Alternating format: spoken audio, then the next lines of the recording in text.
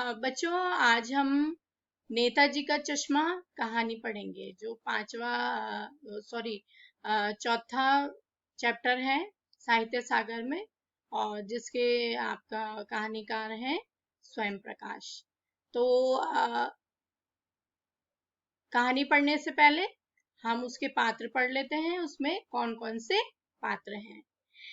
तो हालदार साहब हैं, पनवाड़ी है पानवाला, कैप्टन चश्मे वाला। हालदार साहब एक कलेक्टर हैं जो एक कंपनी में ऊंची पद पे हैं, और जो पनवाड़ी है पान वाला, उसका व्यवहार कैसा है? वह ठीक से किसी से बात नहीं करता, हर समय उसके मुंह पर पान भरा रहता है, और अगर कोई उससे बात भी करता है कुछ, तो वह उसको मजाक में लेता है, उसका गंभीरता से जवाब नहीं देता या किसी बात को गंभीरता से नहीं लेता है।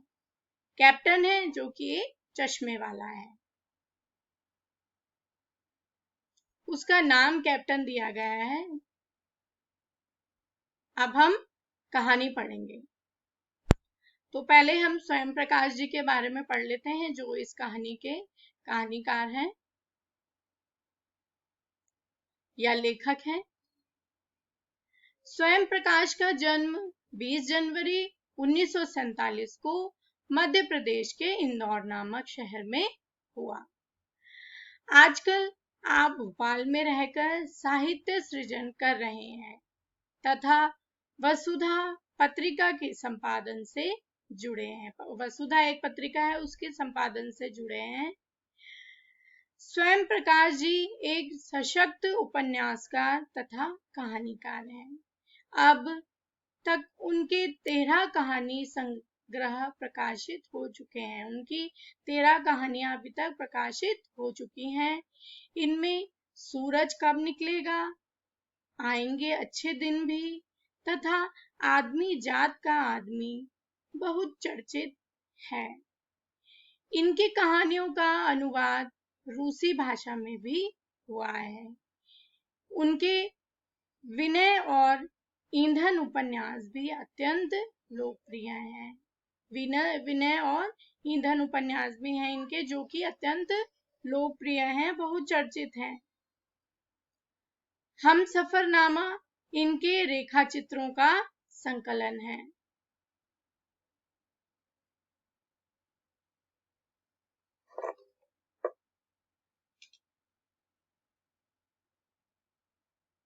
इन्हें वर्ष 2019 के प्रतिष्ठित आनंद सागर कथाक्रम सम्मान से सम्मानित किया गया है।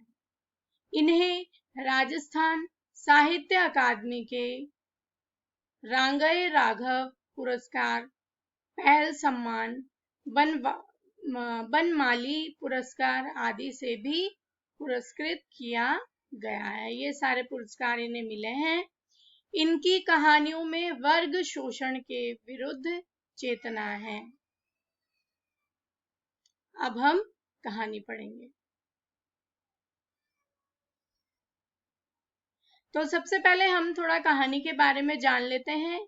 यहाँ पर जो लेखक है वह इस कहानी के माध्यम से ये बताना चाह रहे हैं कि जो देश के करोड़ों लोग हैं, उन्होंने देश में अपना योगदान किया है, और यह भी बताने का प्रयास कर रहे हैं कि जो देश के निर्माण में सभी लोगों ने, बच्चों ने, सभी ने अपना क्या किया है? सहयोग किया है। और जो देशभक्ति का भाव, वो कह रहे हैं कि अगर देशभक्ति का भाव हर व्यक्ति के अंदर हो, हर नागरिक में हो, तो देश अवश्य आगे बढ़ता है। तो अब हम कहानी पढ़ेंगे।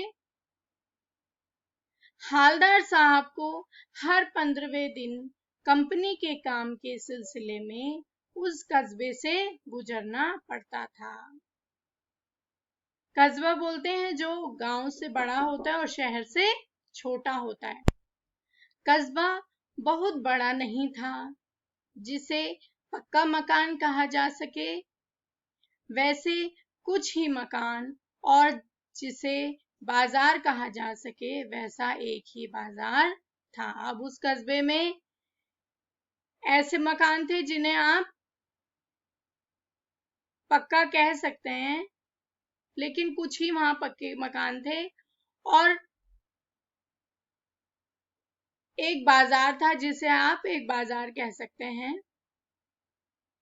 कस्बे में एक लड़कों का स्कूल, एक लड़कियों का स्कूल, एक सीमेंट का छोटा सा कारखाना, 2 ओपन एयर सिनेमा घर और एक ठो नगर पालिका भी थी। एक ठो का यहाँ अर्थ हुआ एक नगर पालिका भी थी।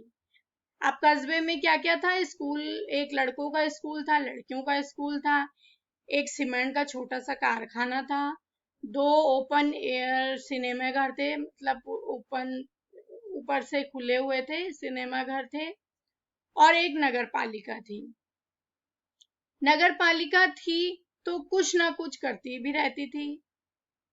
कभी अब नगर पालिका का क्या काम होता है, जैसे सड़कें बनवाना, या कहीं पर कोई मूर्ति बनवानी, या कहीं पर कुछ टूट फूट गया है तो उसको उसकी मरम्मत करनी, तो ये काम नगर पालिका का होता है।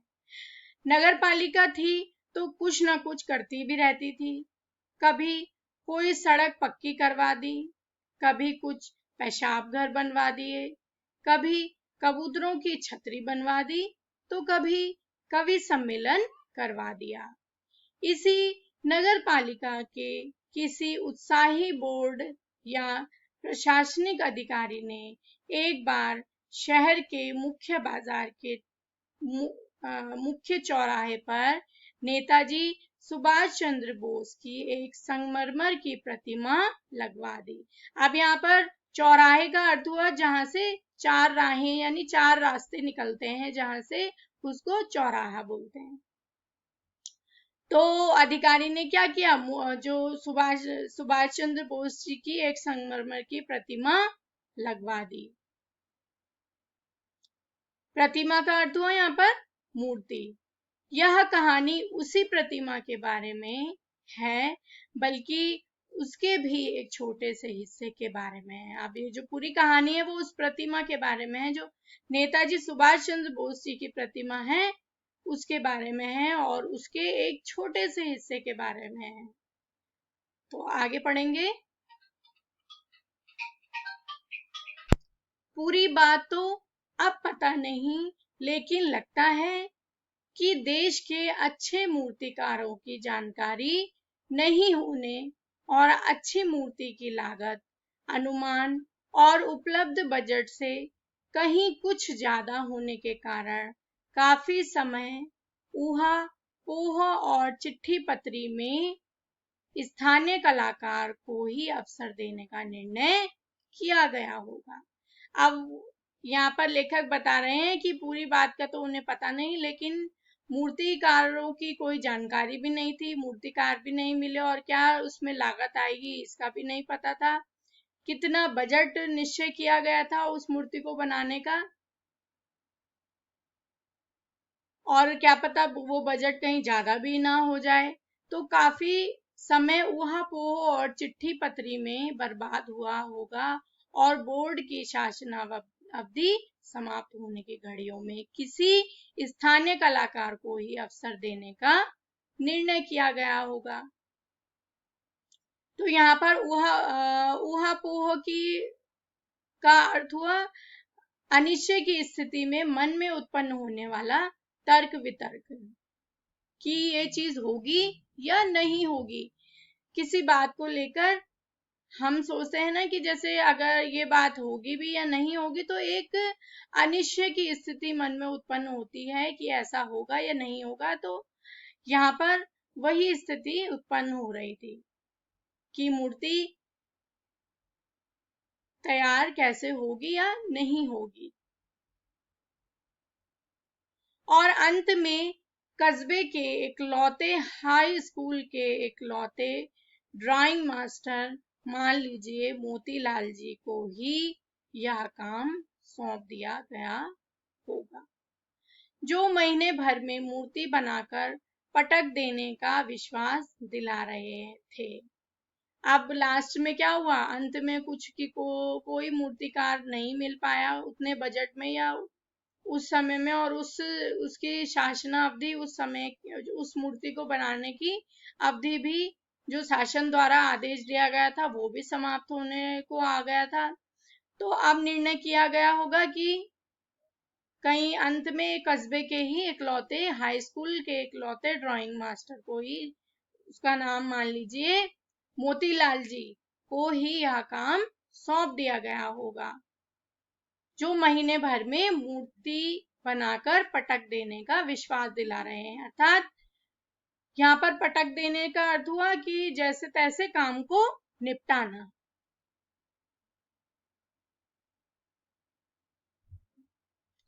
जैसा कि कहा जा चुका है, मूर्ति संगमरमर की थी। टोपी की नाक से कोट के दूसरे बटन तक कोई 2 फुट ऊंची, जिसे कहते हैं बस्ट, और सुंदर थी। बस्ट बोलते हैं शरीर से ऊपर के भाग को, जो ऊपर के भाग का मतलब मूर्ति होती है, मूर्ति के ऊपर के भाग को बस्ट कहते हैं।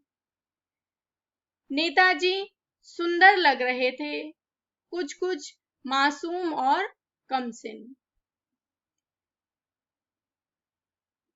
अब यहाँ कमसिन का अर्थ हुआ नाजुक।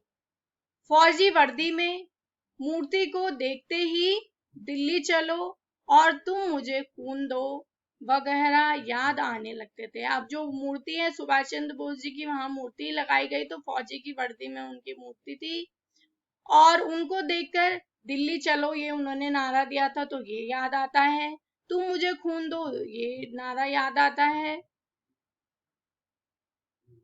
इस दृष्टि से यह सफल और सराहनीय प्रयास था। अब मूर्ति वहां पर स्थापित हो गई और एक सफल और सराहनीय प्रयास था, ये बहुत ही तारीफ के काबिल यह प्रयास था। केवल एक चीज की कसर थी जो देखते ही खटकती थी, नेताजी की आंखों का चश्मा नहीं था। अब उस मूर्ति में मूर्ति भी बन गई, स्थापित भी कर दी गई, लेकिन उसमें नेताजी की आंखों पर चश्मा नहीं था, जो कि नेताजी की एक पहचान भी है। सुभाष चंद्र बोस जी की एक पहचान भी है कि उनकी आंखों पर चश्मा रहता है। यानी चश्मा तो था लेकिन संगमरमर का नहीं था। अब चश्मा तो था वहां पर, पूरी मूर्ति संगमरमर की बनाई, लेकिन चश्मा था संगमरमर का नहीं था। एक सामान्य और सचमुच के चश्मे का चौड़ा काला फ्रेम मूर्ति को पहना दिया था। एक नॉर्मल जैसे हम चश्मा यूज करते हैं, ओरिजिनल सचमुच का चश्मा था, वो ओरिजिनल चश्मा था, वो मूर्ति को पहना दिया गया था। हालदार साहब जब पहली बार इस कस्बे से गुजरे और चौराहे पर पान खाने रुके, तभी उन्होंने इसे लक्षित किया। अब जो हालदार साहब हैं वह प्रदेश कस्बे का निरीक्षण करने के लिए निकले हैं, तो जब उन्होंने पहली बार कस्बे से जब वो गुजरे तो उन्होंने चौराहे पर पान खाने रुके, तभी उन्होंने इसे लक्षित किया। अर्थात लक्षित का अर्थ हुआ यहाँ पर देखा, तभी उन्होंने इस मूर्ति को देखा और उनके चेहरे पर एक कौतुक भरी मुस्कान फैल गई। अब यहाँ पर कौतुक का अर्थ हुआ एक क्या बोलते हैं उसको, एक चमत्कार, जैसे चमत्कार भरी या एक चमत्कार भरी मुस्कान उनके मतलब आश्चर्य सा हो गया उनको, उनके मुस्कान उनके मुंह पर फैल गई। वाह भाई, यह आइडिया भी ठीक है। अब उन्हें अच्छा लगा ये आइडिया, जब उन्होंने मूर्ति देखी तो ये आइडिया भी उन्हें अच्छा लगा कि किसी ने वहां पर ओरिजिनल मतलब जो मूर्तिकार है उसने वहां पर ओरिजिनल चश्मा उनको पहना दिया है, तो ये देखने में भी अच्छा लग रहा है। मूर्ति पत्थर की लेकिन चश्मा रियल। अब मूर्ति जो थी वो ओरिजिनल थी और चश्मा क्या था,